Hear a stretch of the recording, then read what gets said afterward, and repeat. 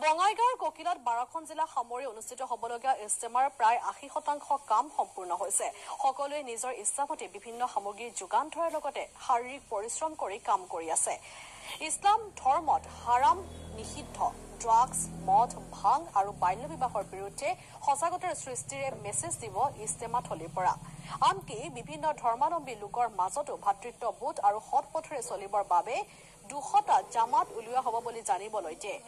ইছলাম যে শান্তিৰ ধৰ্ম সেয়া প্ৰতিষ্ঠা কৰিবৰ বাবে ইজতেমা অনুষ্ঠিত কৰিছে। ইয়াত ইজতেমাটো হ'ব নামনি অসমৰ 12টা জিলা সামৰি ইজতেমা হ'ব। 5, 6, 7 তাৰিখ ফেব্ৰুৱাৰীৰ 3দিনীয়া ইজতেমা হ'ব। 12টা নামনি অসম 12টা জিলা সামৰি।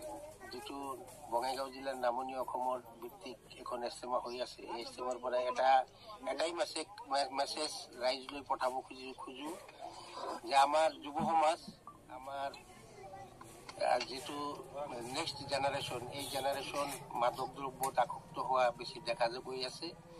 গতিকে আমি মদ, ভাং, ড্ৰাগছ এইবিলাকৰ পৰা আমাৰ যুৱ সমাজক কেনেকৈ ঘূৰাই আনিব পাৰিম, এই বিষয়ে আমাৰ ইজতেমাত নিশ্চয় আমাৰ মুৰব্বীসকলে নিশ্চয় বক্তব্য ৰাখিব। আৰু আমাৰ গোটেই অসমৰ ৰাইজক আমি ইজতেমাৰ দ্বাৰা বিভিন্ন ধৰ্মাৱলম্বীৰ মাজত যিটো ভাতৃত্ববোধ, এই বোধ জগাই উঠাই মাদক দ্ৰব্যক কেনেকৈ বাধা দিব পাৰোঁ, সেই উদ্দেশ্যত আমি এই ইজতেমাখন এইবাৰ আচলতে ইয়াতে অনুষ্ঠিত কৰাৰ কাৰণে আয়োজন। এতিয়া প্ৰত্যেকটো জিলাতে মেহনত চলি আছে, আমাৰ চেষ্টা চলি আছে। আমি আশা কৰা মতে এটা আশা কৰা গৈছে যে কমচে কম 150-200 মান চিল্লাত 3 চিল্লাত জামাত ওলাব আমাৰ এই ইজতেমাৰ পৰা।